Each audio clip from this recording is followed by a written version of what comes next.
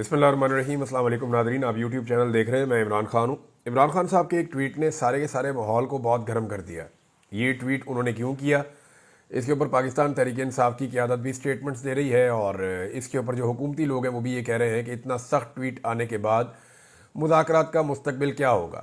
عمران خان صاحب کی کوئی اسیسمنٹ ہے وہ میں آپ کے ساتھ شیئر کروں گا، لیکن پہلے میں نے پچھلے ویلاگ میں آپ سے کہا تھا کہ ہمارے کچھ صحافی دوست ہیں، اب وہ یہ بار بار شکوہ کرتے ہیں، انہیں اعتراض ہے کہ سوشل میڈیا پر پاکستانی عوام ان پر تنقید کیوں کرتی ہے، یعنی انہیں مافیا کہا جاتا ہے، میڈیا کا مافیا، بغضی کہا جاتا ہے، منافق کہا جاتا ہے، لفافہ خور کہا جاتا ہے، ہمارے لوگوں کو 2 نمبر اور بیروپیہ کیوں کہا جاتا ہے۔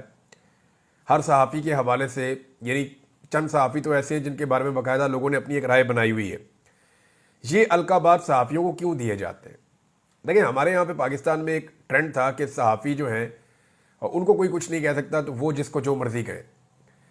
تو یہاں پہ یہ بھی ایک ٹرینڈ تھا کہ جو پولیٹیکل لوگ ہیں، پولیٹیکل ایلیٹ ہے، وہ ایک دوسرے کے ساتھ سیاست کھیلتے تھے، تھوڑی سی گالی یہ اس کو دیتا تھا، وہ اس کو دیتا تھا، تو یہ لوگ برداشت کرتے تھے، انہیں پتا تھا نوڑا کشتی ہے۔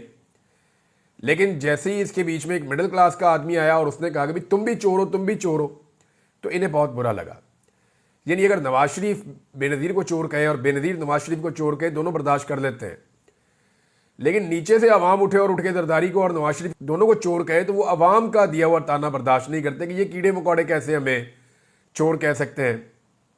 تو سوشل میڈیا کے ذریعے سے پہلی مرتبہ عام آدمی کے پاس اپنی آواز نکالنے کا ایک موقع آیا۔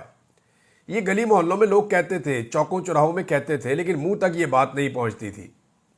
اب ہوا یہ ہے کہ ان کے منہ تک یہ بات پہنچ جاتی ہے سوشل میڈیا کے ذریعے سے، تو انہیں تکلیف ہو رہی ہے کہ یہ کیڑے مکوڑے، یہ کمزور لوگ، یہ کیسے ہمارے خلاف جو ہے وہ تنقید کر سکتے ہیں یا ہمارے اوپر انگلی اٹھا سکتے ہیں۔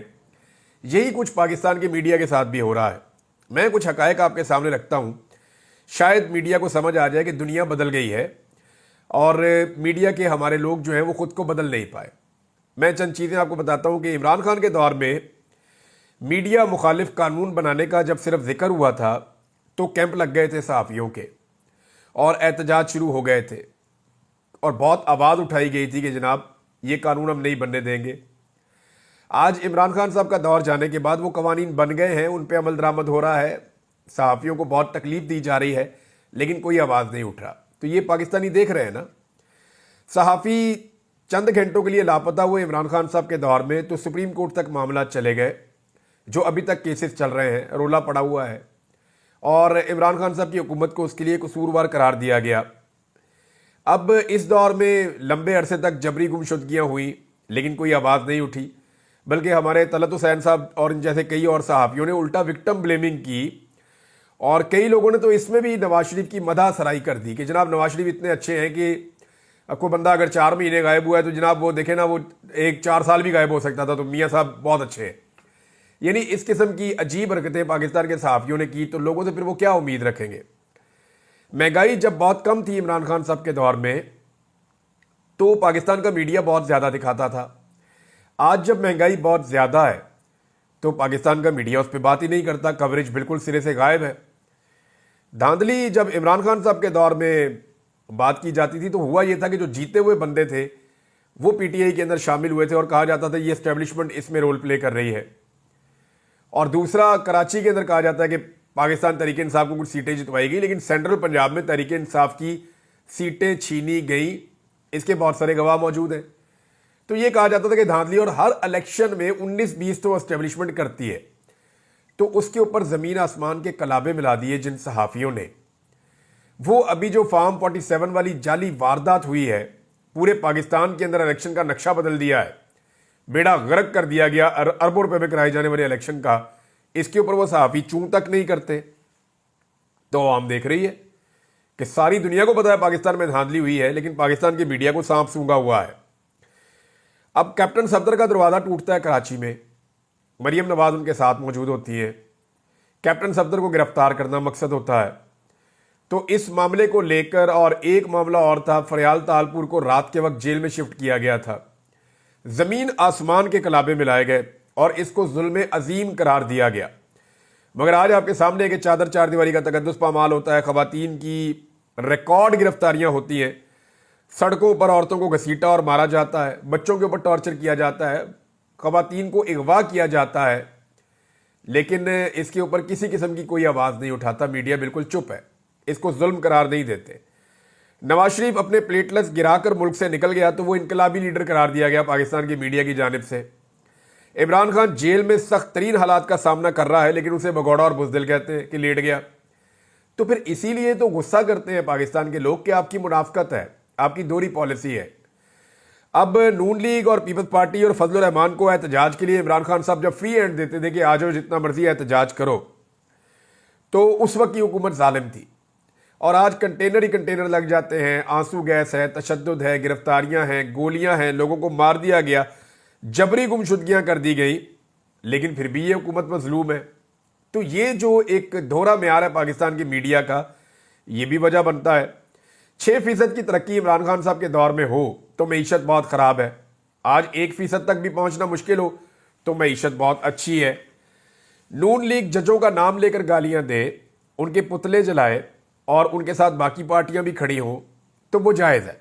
इमरान खान सिर्फ नाइंसाफ़ी की निशानदेही करे तो तौहीन अदालत भी है और मुजरिम भी है, और ये पाकिस्तान का मीडिया कर रहा है। नवाज शरीफ या जरदारी के खिलाफ 1 या 2 मुकदमे हो जाएं तो जुल्म का पहाड़ टूट जाता था। इमरान खान पर मुकदमात की डबल सेंचुरी होने वाली है और मीडिया ऐसे शो करता है जैसे कुछ हुआ ही नहीं। यानी आज भी मरियम नवाज से सवाल पूछना औरत की तौहीन है, जबकि यास्मीन राशिद को बेगुनाह जेल में रखना, उनकी सीट छीनना, ये बिल्कुल जायज़ है। एजाज चौधरी को एक बार भी सेनेट के इजलास में नहीं आने दिया गया गुज़िश्ता 2.5 साल में, इस पर कोई आवाज़ नहीं उठी।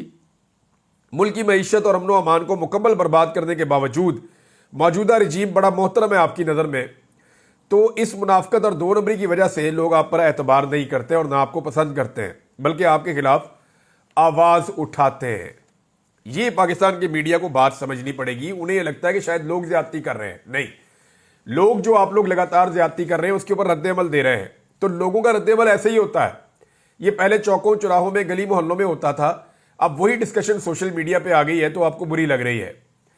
अब नाज़रीन आ जाए इमरान खान साहब की असेसमेंट के ऊपर। देखें, जो पॉलिटिकल असेसमेंट है या सियासी हालात का अंदाज़ा है, मेरे ख्याल में वो गुज़िश्ता चंद सालों में इमरान खान से बेहतर किसी ने नहीं लगाया था। इमरान खान साहब ने पूरे सिस्टम को बेनकाब कर दिया।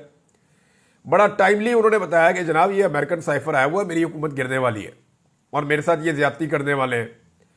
तो सारी दुनिया को पता चल गया कि होने क्या वाला है। इमरान खान साहब ने जितनी भी पेशन गोइयाँ की हैं वो दुरुस्त साबित हुई हैं, चाहे वो लंदन प्लान हो, चाहे वो 8 फरवरी का इलेक्शन हो, चाहे मईशत की तबाही हो, चाहे नूरा कुश्ती का दावा हो कि ये नूरा कुश्ती कर रहे हैं फिर इकट्ठे हो जाएंगे, अदलिया पर वार हो, आईनी तरमीम का मामला होगी, अदलिया को भी काबू कर लेंगे और आईनी तरमीम करवा लेंगे। ये सारा कुछ जो कुछ इमरान खान साहब ने कहा, हमने वो सारा कुछ होता हुआ देखा पाकिस्तान में। तो इसका मतलब है कि उनकी पॉलिटिकल असेसमेंट ठीक थी। अब इमरान खान साहब ने एकदम सख्त तरीन बयान क्यों दिया है जो उनके ट्विटर के ऊपर आया, हालांकि उनकी पार्टी के लोगों ने उसको शेयर नहीं किया।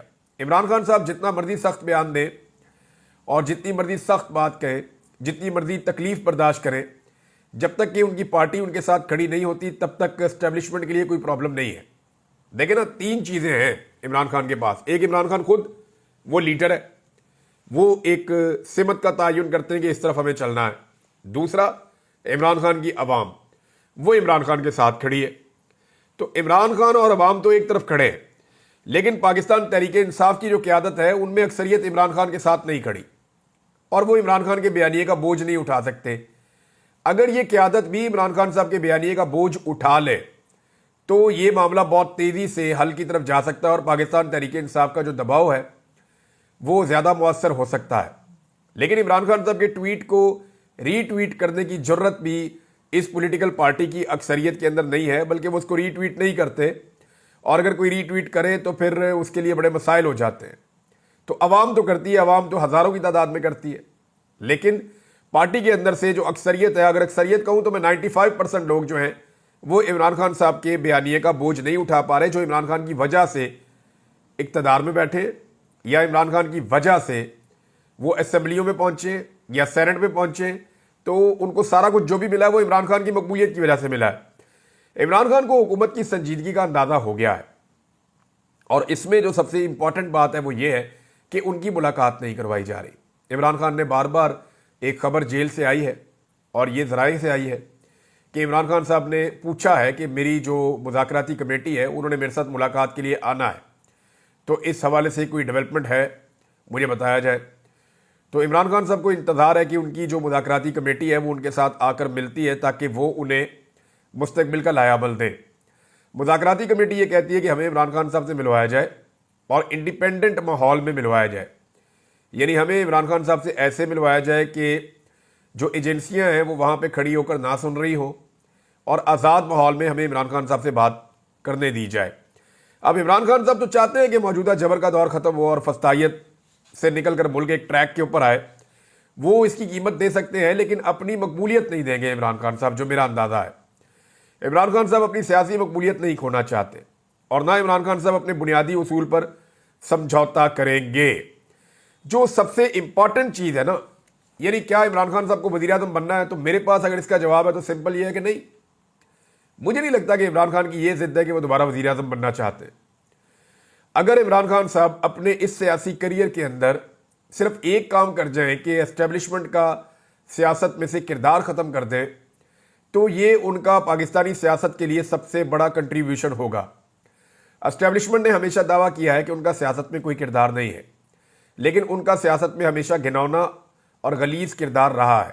انہوں نے ہمیشہ حکومتیں گرائی، ہمیشہ حکومتیں بنائی، اور اپنے مفادات کے لیے یا اپنے ایک ٹنیور کے لیے، جتنے عرصے کے لیے یہ لوگ اپنی سیٹوں پہ رہتے ہیں، یہ پاکستان کی سیاست کے اندر کچھ نہ کچھ گڑبڑ کرتے رہتے ہیں۔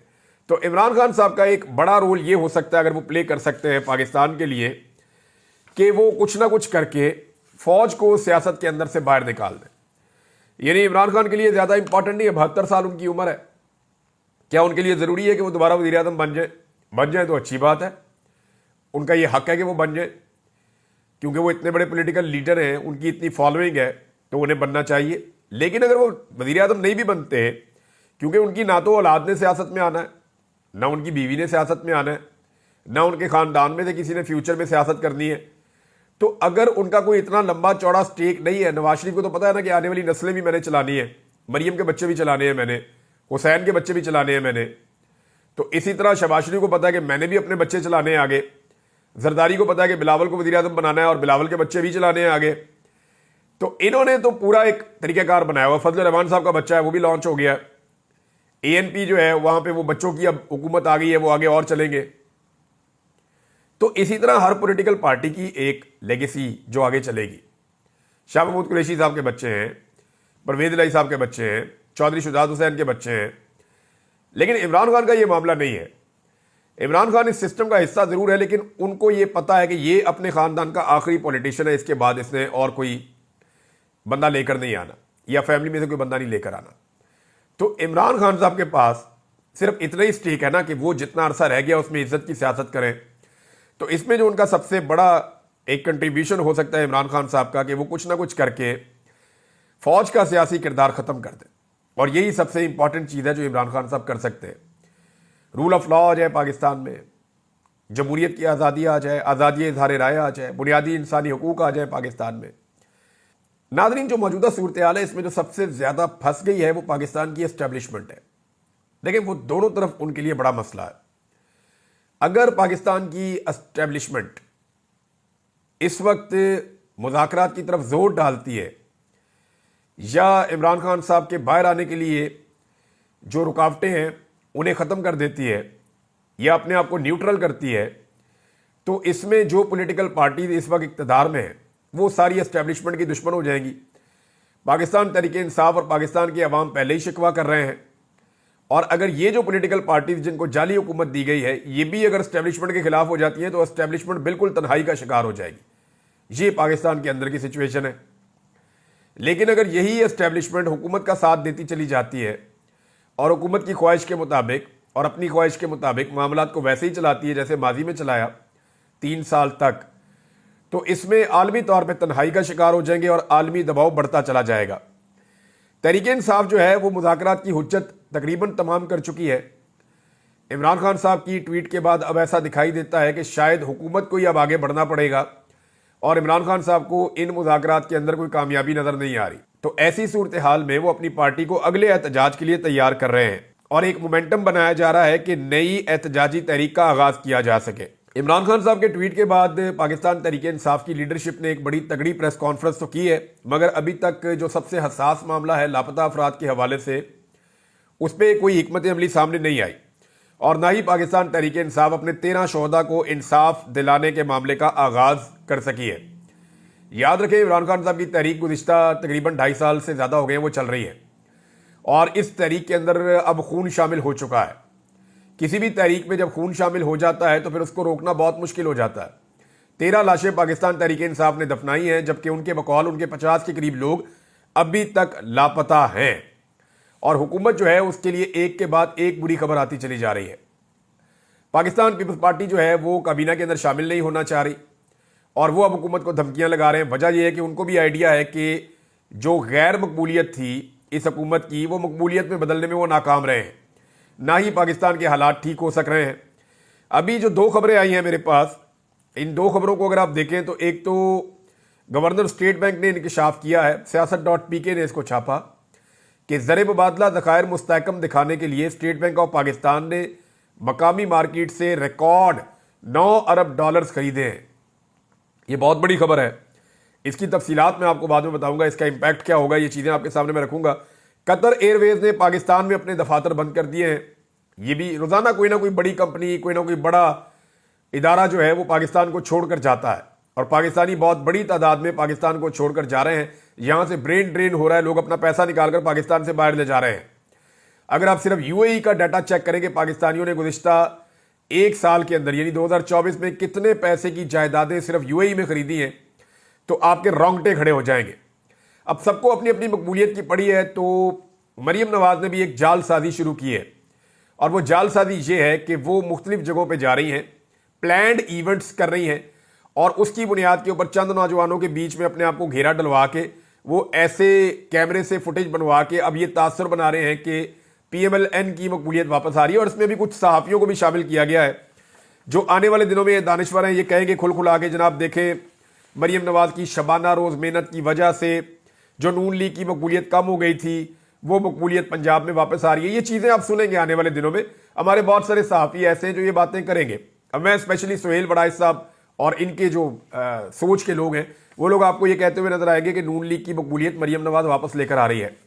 لیکن یہاں پہ ایک جو ہے وہ لیٹر سرکولیٹ کر رہا ہے۔ ایک تو مریم نواز نے جھوٹ بولا، وہ جھوٹ میں آپ کے سامنے رکھ دیتا ہوں کیونکہ بار بار ان کو جھوٹ بولنے کی عادت ہے۔ غلط بیانی انہوں نے کی کہ سرگودا میں کارڈیالوجی اسپتال جناب ہم نے بنا دیا اور ہم نے یہ شروع کر دیا ہے، اور اس کا نام جو ہے وہ نواز شریف کے نام پہ رکھ دیا ہے۔ لیکن جو حقیقت ہے وہ یہ ہے کہ 2022 میں چودھری پرویز الہی نے کارڈیالوجی اسپتال سرگودا کا آغاز کیا تھا پاکستان تحریک انصاف کے دور میں 2022 کے اختتام سے پہلے۔ تو مریم نواز نے اس کو اپنے کھاتے میں ڈالنے کی کوشش کی، لیکن پاکستان تحریک انصاف نے سارا ریکارڈ نکال کے سامنے رکھ دیا۔ شہباز شریف نے بھی جو وینٹیلیٹرز پاکستان میں بن رہے ہیں ان کو اپنے کھاتے میں ڈالنے کی کوشش کی، لیکن پاکستان تحریک انصاف کے سوشل میڈیا نے 2020 کی خبریں نکال کے سامنے رکھ دی کہ جناب آج سے 4 سال پہلے پاکستان تحریک انصاف کے دور میں یہ پروجیکٹ متعارف ہو چکا ہے اور پاکستان وینٹیلیٹرز بنا رہا ہے۔ میں نے اس دور میں ایک ویلاگ بھی کیا تھا جب دنیا کو وینٹیلیٹرز کی بہت زیادہ ضرورت تھی، اس وقت پاکستان نے کچھ ایکسپورٹس بھی شروع کی تھی اور بہت ساری دیگر مشینری اور وینٹیلیٹرز پاکستان نے تب بنائے تھے 2024 میں۔ لیکن اب یہ دعویٰ کر رہے ہیں کہ پہلی دفعہ پاکستان نے اب بنایا، تو یہ جھوٹ بول رہے ہیں۔ تو یہ 2 جھوٹ جو ہیں وہ انہوں نے 24 گھنٹے میں بولے۔ اور ایک اور چیز میں آپ کو بتاتا ہوں کہ جب بھی مریم نواز کسی تعلیمی ادارے میں جاتی ہیں تو وہ پورا تعلیمی ادارہ بند کر دیا جاتا ہے، چاہے وہ پنجاب یونیورسٹی ہو یا کوئی اور ادارہ ہو۔ ابھی یہ جو ایک سرکولیشن سامنے آ رہی ہے، ایک لیٹر سرکولیٹ کر رہا ہے، اس میں جناب بتایا گیا ہے کہ طلباء کو چھٹی ہے جی، کیونکہ مریم نواز آ رہی ہیں یونیورسٹی میں۔